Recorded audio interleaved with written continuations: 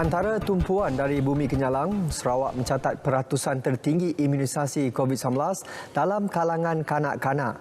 Untuk perkembangannya langsung bersama Vanessa Mering. Silakan Vi.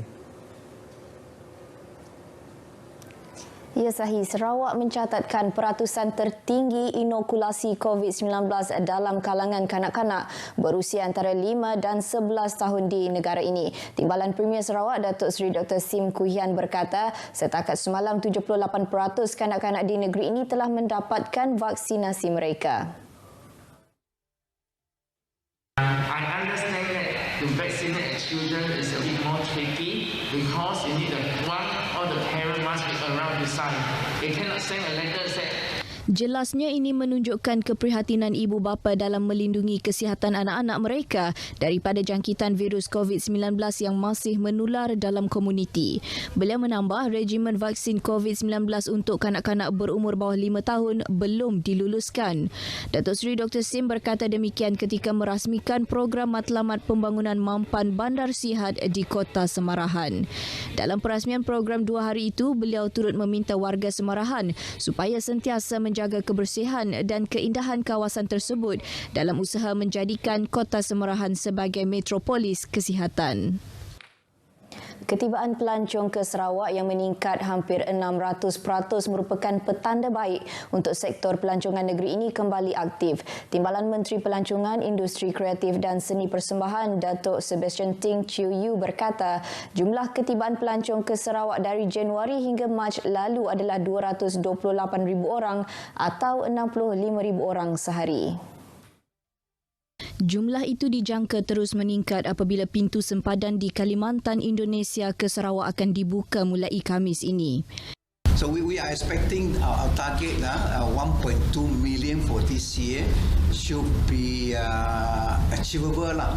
If not problem for myself, I think likely to increase to 1.5. But that's my own personal thinking lah, because we open up already our border as from 1st of April 2022. The number of people coming in has increased tremendously. Datuk Sebastian Ting bercakap pada sidang media selepas mempengerusikan mesyuarat jawatankuasa penyelarasan pelancongan negeri Sarawak di Kuching. Ia turut dihadiri oleh pengerusi Sarawak Convention Bureau Datuk Abang Abdul Karim Tun Openg dan Setiausaha Tetap Kementerian Pelancongan, Industri Kreatif dan Seni Persembahan Hee Chang Kee. Beliau turut memaklumkan Muzium Budaya Borneo telah menerima 61,000 pengunjung dengan purata 1,600 pengunjung sehari meskipun baru dibuka pada 4 Mac lepas, sekaligus menjadikan ia tarikan utama di Sarawak. Antara acara ikonik akan datang ialah perlumbaan sepatan pada 11 dan 12 Jun, Festival Muzik Hutan Hujan Sedunia dari 17 hingga 19 Jun serta Festival Jazz Borneo pada 24 hingga 27 Jun depan. Dalam perkembangan berkaitan, Kementerian Pengangkutan Malaysia diminta untuk mencari jalan penyelesaian terhadap isu harga tiket penerbangan dari Semenanjung ke Sarawak yang dilaporkan melambung tinggi khususnya menjelang perayaan Hari Raya Aidilfitri pada awal Mei ini. Ketua Setiausaha Politik kepada Premier Sarawak Fazruddin Abdul Rahman merangkap ahli Dewan Undangan Negeri Tupong berkata, syarikat-syarikat penerbangan juga digesa untuk lebih bersimpati dengan kesusahan orang awam dan mengurangkan harga tiket dengan menawarkan lebih banyak penerbangan berikutan mendapat permintaan yang tinggi. Beliau mengulas mengenai kenaikan harga tiket penerbangan dalam satu kenyataan media hari ini. Menurut Fazruddin juga, pengurangan harga tiket penerbangan ini amat penting bagi meringankan kos perjalanan rakyat Sarawak untuk meraihkan Hari Raya Aidilfitri tahun ini bersama keluarga tersayang. Delegasi daripada Lembaga Pasaran Tenaga EMA serta Kementerian Perdagangan dan Industri MTI Singapura mengadakan kunjungan hormat terhadap Premier Sarawak Datuk Patinggi Tan Sri Abang Johari Tun Openg di pejabatnya di Wisma Bapa Malaysia di Kuching hari ini. Rombongan tersebut diketuai oleh Ketua Eksekutif EMA Lee Sang-wai dan diiringi beberapa pegawai tertinggi Republik berkenaan termasuk Pengarah Bahagian Tenaga MTI Leo Lei Mei serta kaunselor daripada Suruhanjaya Tinggi Republik Singapura di Kuala Lumpur Lai Teh. Turut hadir ialah Menteri Utiliti dan Telekomunikasi Datuk Julaihi Narawi serta timbalannya Datuk Dr. Abdul Rahman Junaidi. Pertemuan serampang dua mata bersama Premier Sarawak yang juga Menteri Tenaga dan Kelestarian Alam Sekitar antara lain membincangkan mengenai perancangan masa depan dalam perkongsian sumber tenaga boleh diperbaharui untuk kedua-dua negara. Jabatan Penyiaran Malaysia RTM Sarawak dan Pejabat Setiausaha Persekutuan Sarawak akan terus memperkukuh jalinan kerjasama menerusi penganjuran pelbagai program. Setiausaha Persekutuan Negeri Sarawak Dato' Amir Omar menjelaskan ini termasuk program turun padang melibatkan pembangunan infrastruktur, kesihatan dan juga pendidikan untuk masyarakat. Kerjasama untuk Tambahnya lagi, kerjasama ini juga bertujuan untuk memastikan projek dan pembangunan tersebut berjalan lancar dan dapat dinikmati bukan hanya oleh kaki tangan persekutuan, malah rakyat di negeri ini.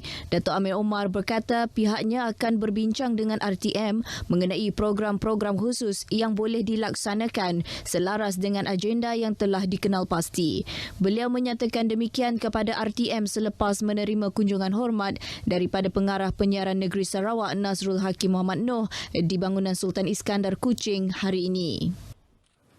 Program Jelajah Ramadan Anjuran Radio Televisyen Malaysia RTM Sarawak diteruskan di lokasi yang ketiga iaitu di Kampung Sebuan Besar Jepak Bintulu.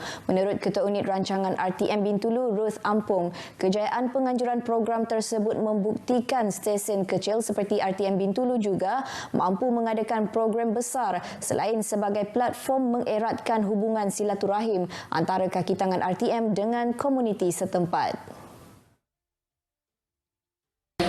Program ini dijalankan dengan matlamat untuk memupuk semangat kerjasama di antara Bintulu FM serta juga kalangan pendengar masyarakat Bintulu FM sempena bulan Ramadan dengan matlamat merakyatkan RTM.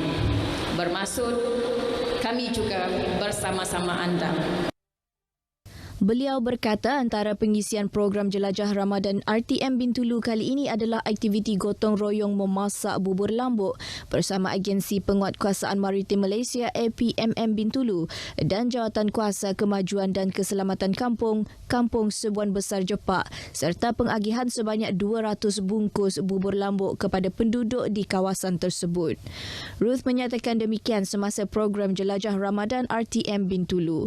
Selain itu, dalam program berkenaan, APMM Bintulu turut menyumbang 30 bakul makanan kepada golongan asnaf di Kampung Sebuan Besar Jepak.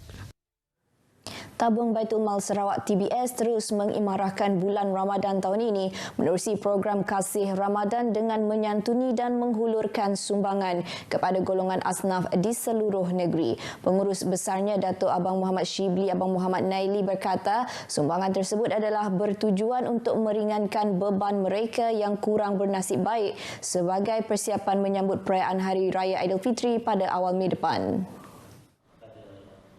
Jelasnya dalam majlis berkenaan, TBS menyerahkan bantuan Aidilfitri yang berjumlah RM29,700 kepada 213 orang penerima dan 3 buah pusat tahfiz. Beliau menyatakan demikian pada majlis iftar perdana bersama asnaf di Dewan Kompleks Islam di Miri.